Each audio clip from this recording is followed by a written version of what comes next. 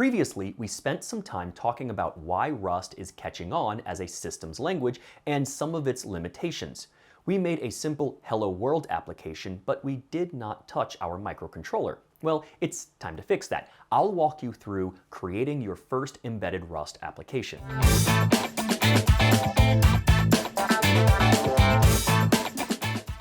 In the last episode, I recommended reading through Chapter 3 in the Rust book and trying a few Rustlings exercises. In this episode, we'll see some of those concepts in action as we develop a simple blinking LED program.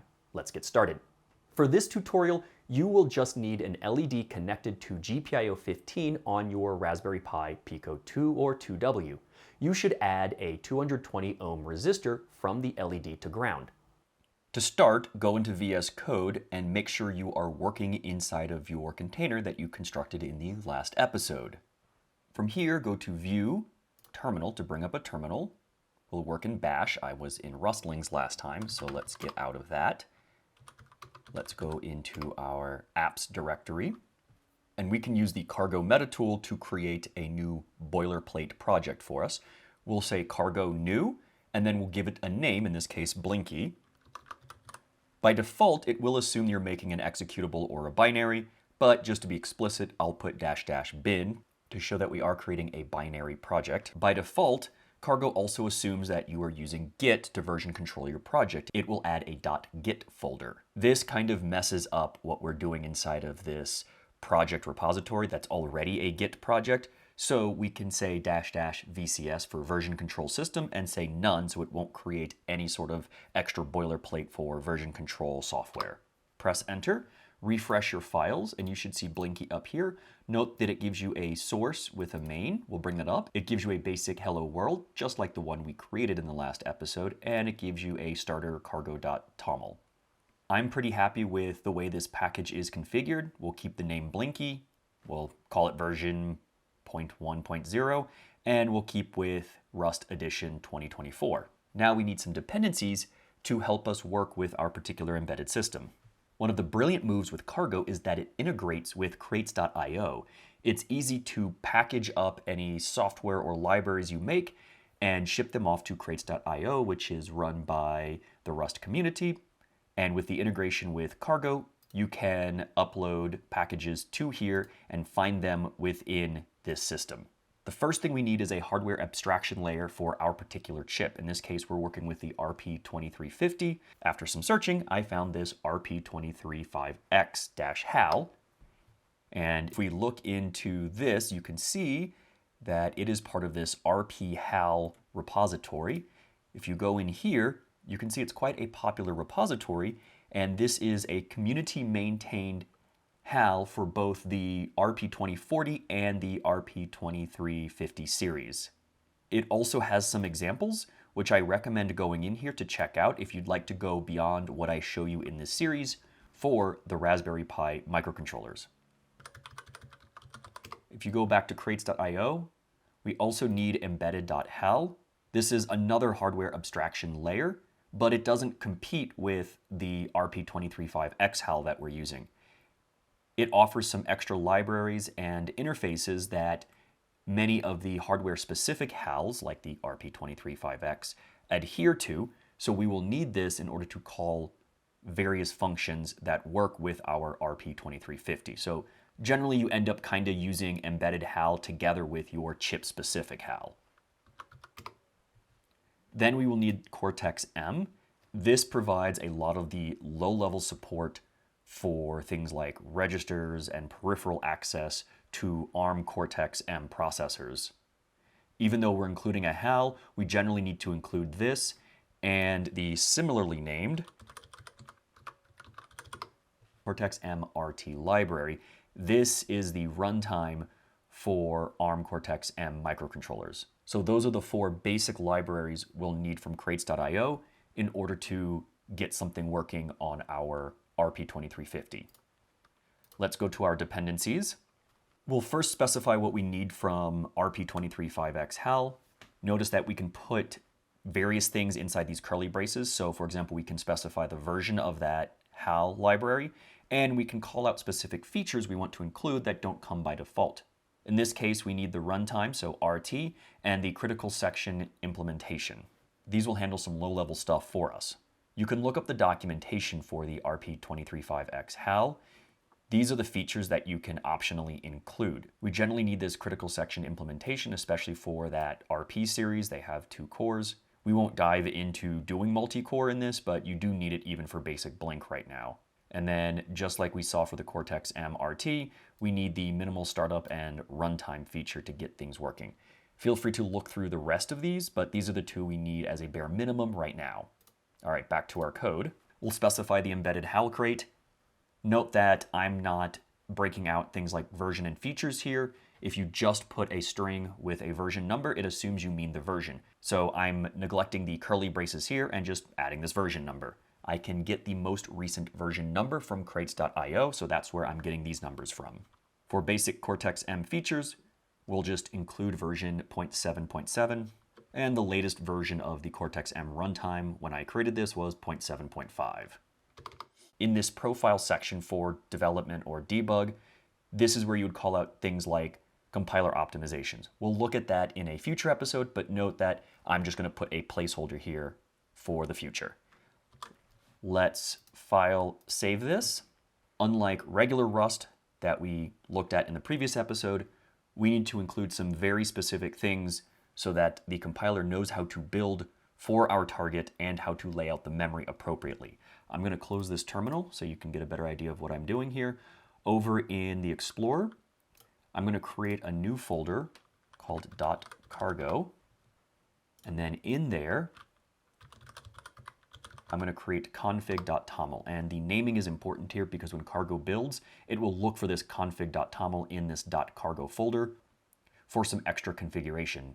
These are things we can't put in Cargo.toml, and it's things like very specific compiler and linking flags. First, we need to call out the exact architecture for our target. This is how the compiler knows which processor to build for. We set the target to thumb-v8m, which is the architecture of this specific ARM Cortex processor.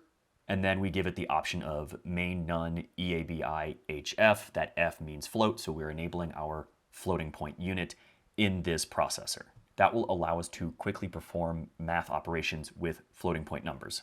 Then for that specific target, we can list some flags. So we say Rust flags, and these are all very specific keywords that the build system looks for. The first thing is setting some compiler optimizations. So we give it the -c as one of our compiler flags, and then say target-CPU, we say the Cortex-M33. That's the actual ARM processor inside of the RP2350. Unfortunately, our included libraries don't quite know how to lay out the memory for our specific chip, so we're going to use a link.x script that comes with cortex-m-rt to lay out the memory, but we have to provide that memory layout in a separate script, which we will do next. We tell it to use that link.x script by providing this -c link arg equals -t link.x. So it's going to run that script to lay out the memory for us so that the processor, when it boots, it knows where to look for, say, our program memory and where it can find sections of SRAM versus where to look for the heap and so forth. But as far as I can tell, we are not going to be using the heap at all in this series. From what I can tell, the Rust build system will pad with zeros between various sections in memory. We can use this linker argument nmagic, so --nmagic, to prevent that. It just saves us some space, which is often quite tight on many of these embedded systems. So I don't think this is completely necessary, but it's generally good to include for embedded projects. Let's go to File, Save, and these are the basic flags we need to get started. I mentioned that we need to manually map out our memory, and we're going to create one memory map that we can use for the rest of this series. So we're going to create a new file, and it needs to be called memory.x in the top level of our project here. This naming is also important because it's where this link.x script expects to find a memory map. Go back to the top level of that RP HAL repository that we were looking at that contains the HAL for our RP2350 or RP235X. Go into examples And if you scroll down, you'll find this memory.x. We are just going to straight steal this because it's known to work with our Pico 2. Feel free to look at the RP2350 datasheet, and you can see how the various memory components are laid out and their addresses. So you can see we have a section of 2 megabytes. You could increase to 4 for the Pico 2 if you wanted to. For our flash memory, this is where we store things like our code. We have 512 kilobytes of memory available for RAM, and starting at this address. There's also these 2 separate banks that are dedicated to each of the cores, if I recall correctly. We won't need these, but it maps them anyway. So this is a good starter memory map for any RP2350 projects you decide to do with Rust. There's also a section for booting. We will have to provide a brief snippet of probably confusing code to manually load in a bootloader or a boot program that tells the RP2350 how to boot. Remember, we're doing this all in bare metal at first. At the end of the series, I will show you how to do this with Embassy, which simplifies this process, but hopefully this shows you the connection of Rust to real hardware, and it's a good way to get introduced to the language itself. There's a section of memory you can put aside for Pico tool. We won't need that, but it's generally good to have for your projects if you're using things like Pico tool. And they put aside a section of flash memory for a digital signature if you want to enable something like secure boot so that you can say digitally sign your binary. This is all we will need. So let's go to raw. I'm going to press Control A. I'm going to press Control C to copy this. Let's go back to our code, and I'm just going to paste this directly into memory.x. Get rid of one of these lines and file save.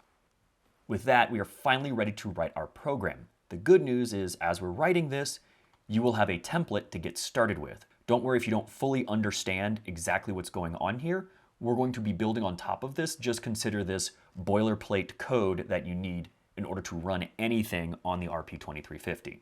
So let's go to main.rs. We'll get rid of this.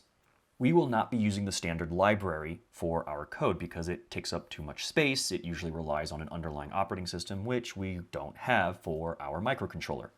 So to not include standard, which comes by default, we have to specifically say no standard. And we do that with this, what's known as an attribute, given by this hash or pound sign and brackets, and then we say no standard.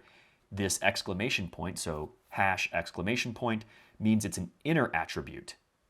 This means that the attribute applies to the entire program. So this is how we say we do not want to include the standard library in our program.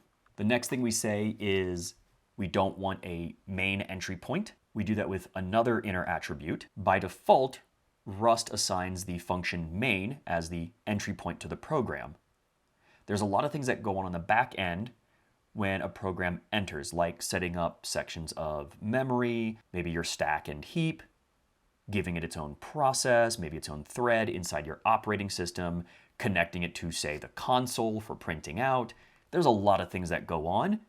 We don't have any of that on our embedded system since this is bare metal. So we're going to tell Rust, do not include a main entry point, and we're going to override that with our own entry point. One of the other things that Rust does when it fires up a program is it creates a panic handler for you. And usually this just says maybe like print something to standard error on your console. Once again, we don't have an operating system, so we are going to write our own panic handler. We will need from the core library, which comes default with Rust, this panic info, which we will use to write our very basic do nothing panic handler.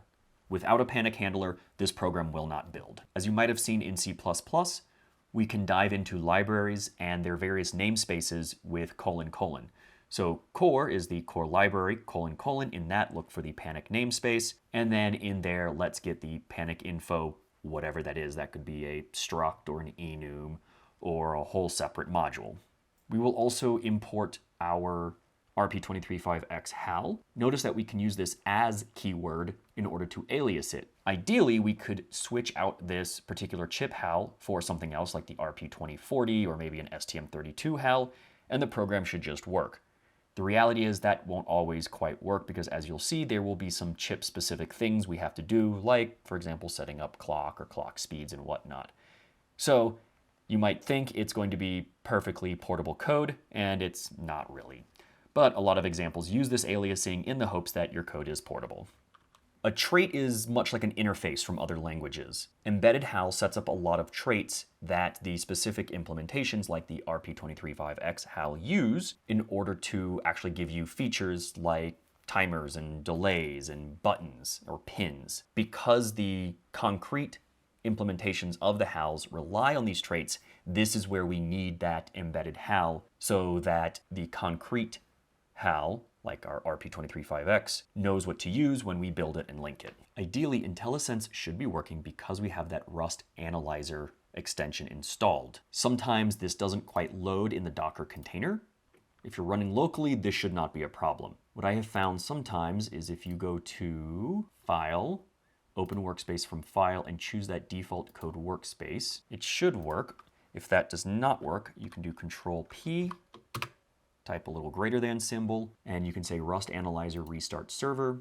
Sometimes that kicks Rust Analyzer into working. Give it just a second to load up everything.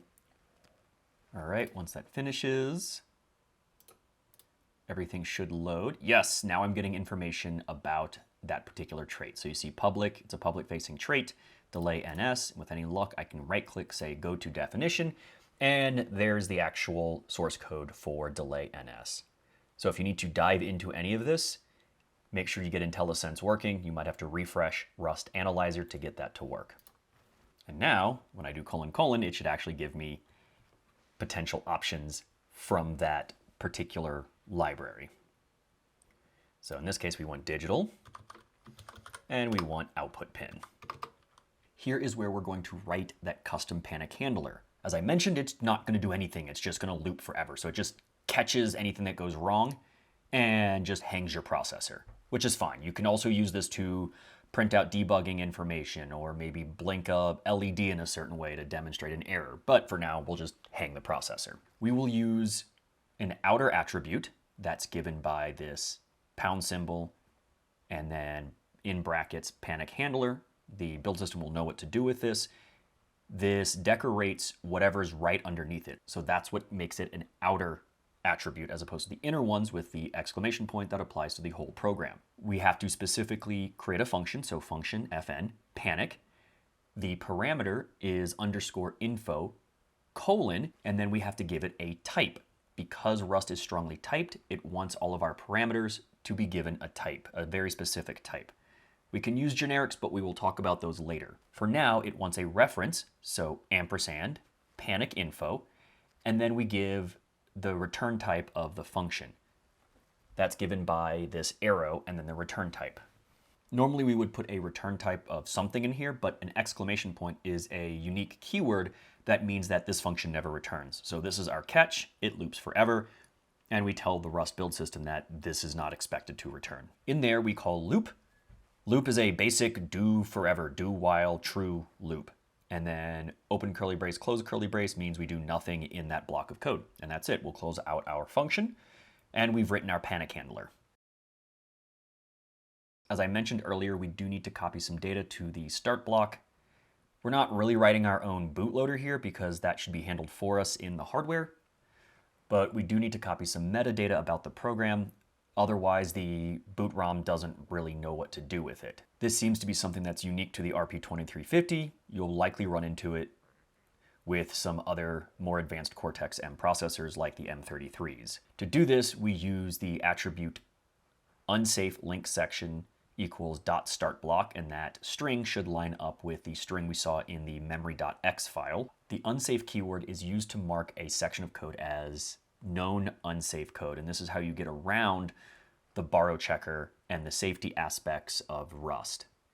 In a lot of embedded code, because we do things like get pointers to sections of memory that we use for registers and peripherals, that becomes by default unsafe code, and a lot of libraries underneath use unsafe blocks and then give you a safe way to use those unsafe blocks. But in this case, we have to copy this section, and we have to do it with this unsafe link section statement. We also decorate with this used attribute. This tells the compiler to keep a static variable around instead of optimizing it away, even though it appears to be never used. We define this image_def variable with type HAL block image_def, and we give it this HAL block image_def secure exe. This statement you can basically just consider boilerplate code for your RP2350. As long as you're doing bare metal, we essentially need it, and you can dig into it if you'd like, but it's just copying that metadata to that start block so that the program can actually boot. Finally, we can get into some real code. We will set the crystal frequency here. This should match with the crystal frequency on the board, which is 12 megahertz for the Pico 2. The const keyword is used to set up a constant value for a variable. By convention, these variable names are in all capital letters, so X, or crystal oscillator, crystal frequency, colon, we'll give it a type here. So for constants, you have to very specifically give it a type so that the compiler knows what it should be used as. And then we will give it the value 12 million for 12 million hertz. You can use underscores here in places of commas to make this a little easier to read, or you can just neglect them and just write 12 and 6 zeros to make this work. But I like the underscores, it makes this easier to read.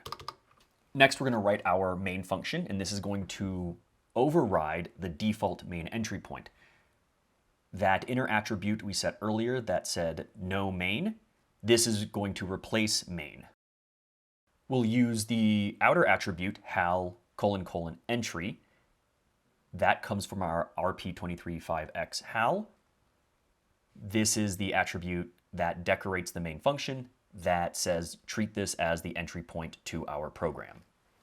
Then we will write the main function, so fn for function, give it the name of the function, main. We won't have any parameters, and the return type is exclamation point, which means that this function never actually returns. The first thing we're going to do is get access to our hardware peripherals, so we can do things like set up a pin. We are going to get ownership of these peripherals. Don't worry too much if ownership doesn't quite make sense yet. We're going to spend an entire episode talking about what ownership means.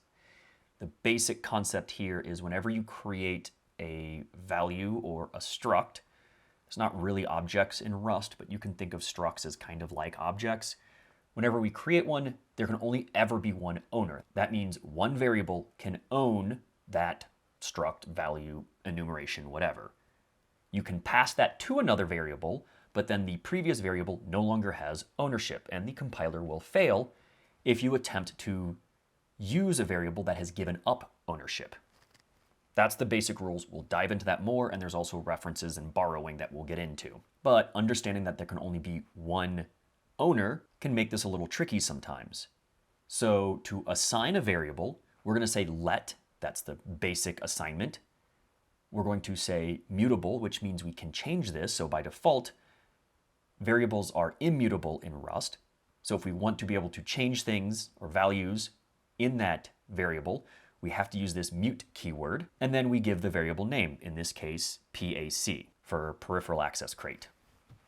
To get that PAC, we go into our HAL, so that's the RP23.5x HAL. We go into the pack namespace, we get peripherals, and we call the take function. Now, take returns a very specific type, and we have to call unwrap to get what's in there. So with that written out, let's take a look at what's going on here. So take returns an option. Option is something that's built into Rust, I believe as part of the core library. If we go into the definition of this, you can see it calls some other stuff on the back end, but what we're concerned about here is this returns option and self. So whatever type that is, that gets returned in this option. So if we go to definition, an option is an enumeration that can consist of two values. It can be none, or it can be sum, and whatever type, so T, is in that sum. Rust does not have null or none as a default type because that can sometimes be memory unsafe. So it gets around this by creating this and providing for us option T. So T for type, and we'll get into generics. Think of them like templates if you're used to C++. This can define any type you want.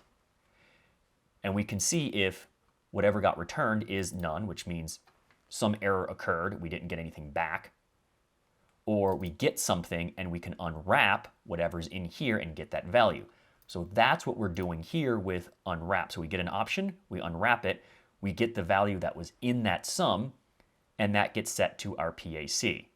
Now, if take returns none, unwrap will essentially fail, and it panics, which means if something failed with our peripherals, it returns none. Unwrap says, I don't know what to do with none, I'm going to panic. It is caught by our panic handler and just loops forever doing nothing. So it will stall our processor. As I mentioned, Rust is a strongly typed language. So pack, when it's declared as a variable, must be given a type. You could put colon and list the type here. The Rust compiler is very intelligent and very powerful, and it can infer the type from unwrap. So it will look at what comes out of sum in take, what comes out of unwrap, get that type, and make pack that type by default. Rust Analyzer and IntelliSense will spell out this type for us. So on my Windows computer, if I push Control and Alt, you can see that pack is type peripheral. So we can manually type this, or you can push Control and Alt together and get that. If you install Rust Analyzer extension manually or locally, this will be shown by default. I hid this by default to make this code a little less verbose, and so you could see how it would actually be typed. But feel free to press Control and Alt together. I'm assuming that's Command and Alt on a Mac to be able to see the type or inferred type here. The next thing we need to do is configure our clocks and the watchdog timer. We're not going to actually do anything with the watchdog timer. It's just, in my experience, it needs to be declared and active for the RP2350 to actually run. So all we're going to do with this is we're going to create a new watchdog timer. So once again, let mute watchdog equals from the HAL, the watchdog namespace, new, and we're going to get the watchdog type that's within pack. This creates a new instance. This is similar to creating objects with, say, the new keyword in like C++ or Java, but remember, they're not really objects. If we dig into new here, so let's go to our definition, you can see that new is part of watchdog, and watchdog is a public struct, so it can hold some data, but we can also assign functions to it using this implementation or implement keyword. So in that case, it's kind of like an object from other OOP languages, where an object can hold data and perform functions. Structs can hold data and perform functions in Rust. And we do that by saying, here's the struct. So I believe if we go to the definition here, there's the original struct. And if we come back down to the implementation, you see that it implements this public-facing new function. You have to give it a watchdog from some other crate. So then it creates this struct that holds the watchdog and it preloads a value, and then it allows you to interact with the watchdog.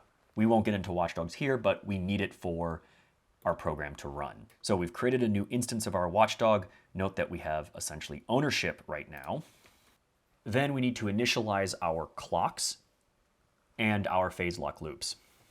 You can also consider this to be essentially boilerplate code that just needs to be run for the RP2350 to work. In the HAL clocks namespace, we're going to call init clocks and PLLs. We're going to provide some specific information. We'll give it the crystal frequency that we declared as constant earlier. We'll give it the oscillator, clocks, PLL sys, and PLL USB from that peripheral access crate. And then we will give it mutable references for pack.resets and a mutable reference to our watchdog. We will dive into references and borrowing later, but know that we have to call this function and we have to give it all of this information in order for the program to actually run in it and for it to set up the clocks and understand what the clocks are running at. From here, we will get the return from that init clocks and PLLs function, and we will call .ok. Similar to option that has none or some, this init clocks and PLLs returns a result. This is much like that option. A result, which is built into the core library, contains two options. It contains OK and maybe some return value, so given by t, or it can return an error, which can contain some error value given by E. So hence we have this generic, think of it like a template if you're coming from C++, where you can define it with types T and E. So rather than none or some, you can have something contained in that error. This is the other way to return either something happened and it's okay, or some type of error code. If you've worked in other systems, maybe Zephyr or Linux, okay might be 0, and any integer that's non-zero means an error, and you can often look up an error code from that. This allows us to wrap individual return values if you need to, and error messages or error codes if you need to. So let's go back to our code. OK actually takes that result type and converts it to an option type. So with option, we now have some or none, and we can call unwrap again to get the value in some. So essentially whatever was in OK gets unwrapped and assigned to this clocks variable. Note that it is immutable by default. And if there was an error, we're simply going to catch that and run our panic handler. To get access to our GPIO, we first need to get access to our single cycle IO block. As far as I could tell, this is something unique to ARM processors. Other processors might implement it, but it's a hardware feature in a lot of Cortex-M processors that allow us to do fast GPIO, say, toggling or manipulation. Then we're going to split off ownership of a very particular section of that SIO block. We're going to get access to our peripherals. Once again, you can consider this essentially boilerplate code for getting access to your pins. We're going to call HAL GPIO pins new. So this is creating a new, basically, pins struct. We're going to pass in the IO bank that we want to get access to, the pads bank, and that SIO struct we just created, and say GPIO bank 0. We will also pass an immutable reference to pack.resets. We will assign all of that to pins. And we will use access to that pins in order to toggle a very particular pin. If we go to the definition of that IO bank, from what I can tell, the RP2350 only has one IO bank. It's bank 0, but we still have to pass it in because other HALs might assume there are multiple banks for IO. So IO bank 0, pads bank 0, and then SIO GPIO bank 0.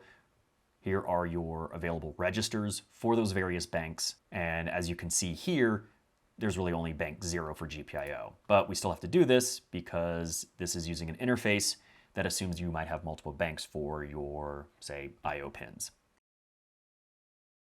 If we go to the definition of that new function, we take ownership of specifically the pins, leaves ownership available for other peripherals, and we just take ownership of a particular SIO slice. So this is how, instead of taking ownership of all of the peripherals and all of that SIO, we can just get ownership of just, say, pins. If you scroll through this code, you can see where unsafe is used quite a bit in order to split off access to sections of memory, meaning access to our GPIO pins for our purposes. It looks like this reset from the pack we pass in is used to control the reset state of the various peripherals. So we have to pass all of that in from our peripheral access crate so that our RP235X HAL knows what to do with it. After all of that setup, we're finally ready to do something with our pin. So we're going to create a handle to our pin. We're going to say let mutable LED pin, and we're going to let that equal to pins.gpio15. So that's the pins we just created or now have access to. In there are a bunch of options. So we can press Control and Alt to see that pins is of type pins. We can go to the definition over here if you'd like to see what that looks like. And there are various pins available. For the RP2350, I will fill out GPIO again, and you can see the various pins available for that microcontroller. So we're going to go 15 because that is what our LED is attached to. And we have to convert that into a push-pull output pin rather than, say, an input pin. This is how you would control, say, the data direction. If you go to the RP235X HAL documentation, scroll down, you will see modules. So when I was saying namespaces, it's actually calling into these modules. If we go to GPIO, in here you will find a struct named pin, because we saw that was the type that we are creating here. You have the methods that are available. These are the functions attached to this particular struct. And you can see we have different ways to initialize various pins. So we were doing into push-pull output. Here is that function signature with some documentation. You can see it returns a pin that has been configured for us, and you can specify the initial state if you want to, using this other method here into push-pull output in state. But we're just going to use this and toggle that pin. Next, we're going to move ownership of the timer 0 peripheral to create a timer struct that we will use to create things like delays. So we will say let mutable timer equals hal timer new timer 0. And in that function, we will give it from our peripheral access crate timer.0. We will give it a mutable reference to pack.resets that we've used earlier. That controls the reset state of the various peripherals. And we will give it a immutable reference to clocks that we set up earlier. I'm going to move these to new lines so it's a little easier to read this function. If you bring up the RP2350 datasheet, go into peripherals, go into system timers. Let me zoom in a little bit here. Let's go to overview. You can see that the RP2350 has two timers, timer 0 and timer 1. These are tied directly to hardware, and they give us access for things like alarms and counters and so forth. So if we go back to our RP235X HAL, you can see these re-exports where it's exporting the RP235X pack as pack. So that's when we're calling pack, we're actually calling this RP235X pack. So let's go into here. And you can see there are two timers, timer 0 and timer 1, which line up exactly with that hardware we saw in the datasheet. So let's go back to our code. And that's what we're passing in to create our new timers here. So in fact, if we go to this definition, we should see create new timer 0 and create new timer 1. So that gives us access to that timer hardware. All right, back in our code, we've got our timer set up. Now we can use it. To set the pin high, to turn on that LED, we have a number of methods associated with that type. So I'm going to press Control-Alt. You can see it is of type pin, and it's been assigned to GPIO 15. So one of those methods is set high. That toggles the pin high. That's going to return a result for us, and we can call unwrap directly on that to get the value inside of OK. Otherwise, run panic. We don't need to worry about whatever that return type is because it's just going to perform the function and do nothing else. But it does tell us if it succeeds or fails. Now that we've set up that timer, we can actually use delay functions. So delay ms for milliseconds. We're going to say 500. So 500 milliseconds, that's half a second. I'm going to press Control-Alt. And if you're curious, that timer is of type timer. And the concrete type is copyable timer 0. So timer with these angle brackets means it is a generic and it's a timer device. So that copyable timer makes this a concrete type for us rather than this generic. So that also has some methods associated with it. In this case, we're using delay ms. And we're going to say set low to turn the LED off. We're going to say delay ms, 500 milliseconds again. Okay, we are done with our code, so we can say file, save, and let's go to view, terminal. Let's navigate into our Blinky directory. This is where we're keeping our code and all of our setup. With all of that configured, we should be able to say cargo build. This will take a moment because as you can see, there are a lot of dependencies that get downloaded to make this work for us. So let that compile. With any luck, you should see that it has built. If you refresh your files, you should see a target folder in there with the debug target, but nothing's in debug. Because we set up a specific target for our microcontroller, that's actually under this thumb v8m target, debug, there's our executable. This will not execute on your computer because it is compiled for a different architecture. This is essentially a .elf file. So you can treat it as a .elf file if you are using any sort of debuggers or separate programmers, but it's not given the .elf extension. If you have the debug probe, for the Raspberry Pi, you are welcome to use this to flash it to your Raspberry Pi Pico. In fact, I'll show you how to do that in a future episode, but I'm going to assume you don't have a debug probe right now. We want to convert this to a .uf2 so that we can just drag and drop right to the Pico. With this image, I've pre-installed Pico Tool, which is something Raspberry Pi maintains that allows you to interact with connected Raspberry Pi devices or turn ELF files into .uf2 files, which is what we're going to use it for. So we're going to use the uf2 subcommand in Pico Tool. We're going to say convert, and we're going to find that ELF file. So remember, that's in target, thumb-v8m.main none eabihf. That's our target we set up. Go into the debug profile, and we're going to say Blinky. That is the ELF file with no extension. So we're going to say -t, so treat this as an ELF file. And without any flags, we're just going to say where to dump this .uf2 file, and we're going to put it locally in this Blinky directory, and we're going to give it the name firmware.uf2. Press enter, and in my case I can do ls, and you can see firmware.uf2 has been created. Now we are ready to flash this to our Pico 2. Remember that workspace is mapped to our host computer, so we can switch over to our host computer and drag and drop that. To put your Pico 2 into bootloader mode, hold the boot cell button on the board and plug in the USB cable. Your device, your RP2350, should show up as a mass storage device. So in your Introduction to Embedded Rust repo that we've been working in, go into Workspace, go into Apps, Blinky. There is the firmware.uf2 that we created. I'm going to right-click, copy that. I'm going to scroll down to my RP2350 mass storage device drive. I'm going to paste that in there. With any luck, it should automatically restart. If uploading your program worked, the LED should be flashing once per second. Before the likes of Arduino and MicroPython, getting to a blinking LED with most microcontrollers was often quite difficult and required a lot of setup.